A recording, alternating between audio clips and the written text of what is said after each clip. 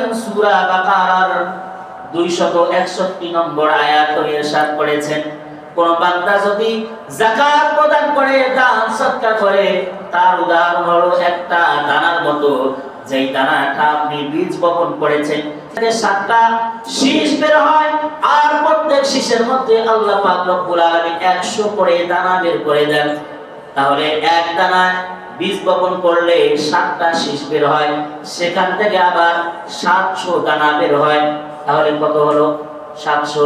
আল্লাহ পাক রব্বুল আলামিন বান্দাদেরকে লক্ষ্য করে বলেন, কোন বান্দা যদি একটি দান করে, আল্লাহ পাক রব্বুল আলামিন তার ওই দানকে, একটা দানা থেকে যেমন 7টা শীষ বের করে, সেখান থেকে যেমন 700 দানা বের হয়। বান্দা যদি একটা দান করে, এক দানের বিনিময়ে আল্লাহ পাক রব্বুল আলামিন তাকে 700 দানের সওয়াব দান করবেন। আওয়াজ দিয়ে বলেন সুবহানাল্লাহ।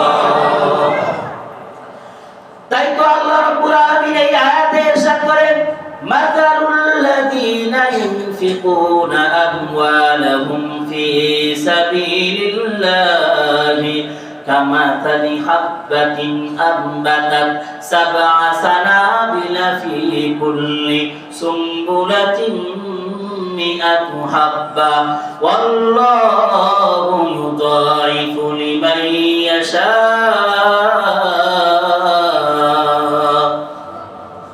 ওয়াল্লাহু ওয়াসিউন আলীম।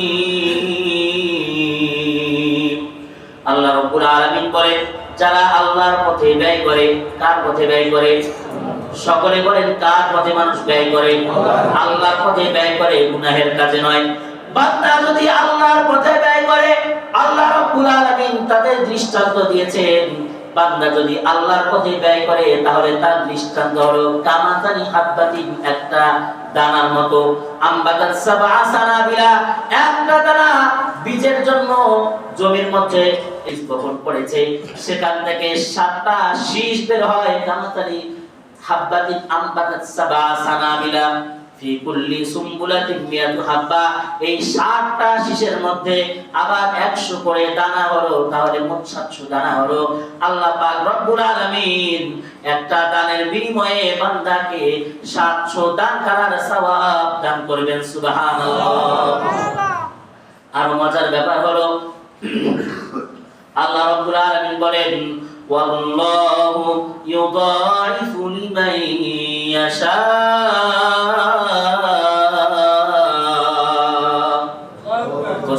আল্লাহ পাক রব্বুল আলামিন যাকে চান তাকে দ্বিগুণ সওয়াব দান করেন। তাহলে আমরা শুরু থেকে জানতে পারলাম, আয়াতের শুরু অংশে আল্লাহ পাক রব্বুল আলামিন বললেন থেকে 700 দানা বের হয়। আল্লাহ পাক রব্বুল আলামিন বললেন, আর আল্লাহ যাকে চান তাকে দ্বিগুণ পরিমাণ সওয়াব দান করেন। বলেন সুবহানাল্লাহ। 5 নম্বর উদাহরণ, সূরা বাকারার 267 নম্বর আয়াত।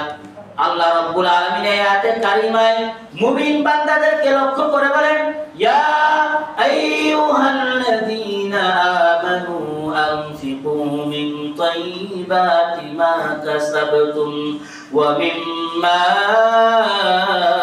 আখরাজনা লাকুম মিনাল আরদ।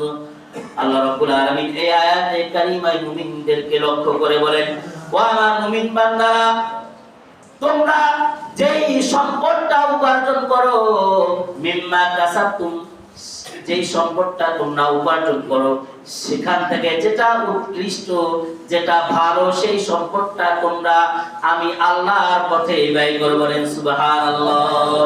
ওয়া মিম্মা আখরাজনা লাকুম মিনাল আরদ, আর আমি তোমাদেরকে জমিন থেকে যেই রিজিক দান করেছি, যেই শস্য দিয়েছি, সেখান থেকেও তোমরা আল্লাহর পথে ব্যয় করো। বলেন সুবহানাল্লাহ।